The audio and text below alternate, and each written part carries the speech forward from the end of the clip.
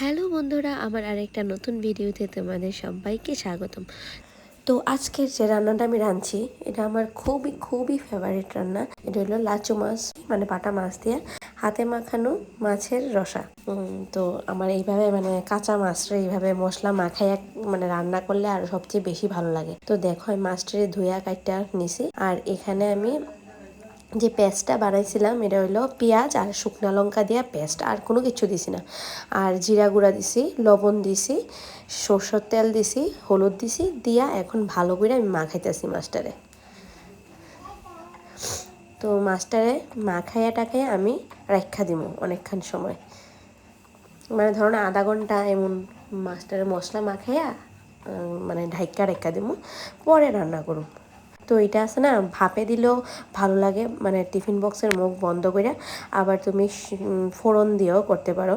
তো আমি এখানে ফোড়ন দিয়ে করছিলাম। তো কড়াইটা বসাই দিছি, তেল দিয়ে দিলাম।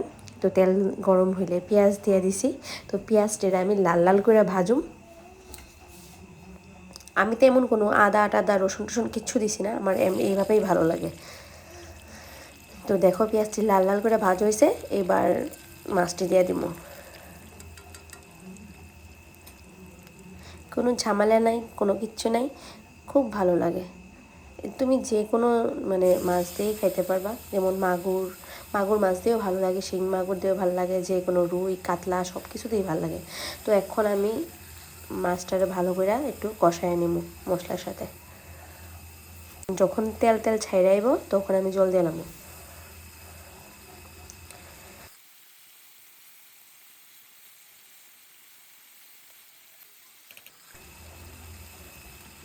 তো আমি এখানে বাটিটা ধুইয়া আমি কতটুকু জল দিয়ে দিছিলাম,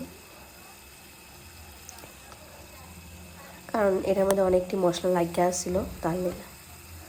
তো দেখো ঝোলটা কি সুন্দরভাবে ফুটতেছে। তো আমি ঢাইকা দিছিলাম একটু সময়। তো দেখো ঢাকনা খুললে মাছটি একদম সুন্দর মানে একদম কষা কষা হয়ে গেছে, আর তেলও ছাইড়াইছে ভালো। তো এখন উপিট উল্টাইয়া তারপর আমি ঝোল দিয়া দিব। তো দেখো কি সুন্দর কষানো হয়েছে, একদম তেল ছাইড়াইছে। তো আমি ঝোল দিয়া দিছি যদ্দূর লাগবো, একদম মাখা মাখা আমি রান্না করুম এটা। তো ঝোলটা ফুটতে উঠবো, ফুটলে পরে যে সব মাখামাখ হয়ে যাবো, এই সময় এটার মধ্যে ধনিয়া পাতা দিও। বড় ধনিয়া পাতা, মানে বিলাতে ধনিয়া পাতা না, জাপানি ধনিয়া পাতা জানি কয়, এটিও দিয়ে লালামাই। তার শীতের দিন হইলে তো কোনো কথাই নাই, আমরা যে ছোটো ছোটো ধনিয়া পাতা খাই এটি দিয়েও ভালো হয়।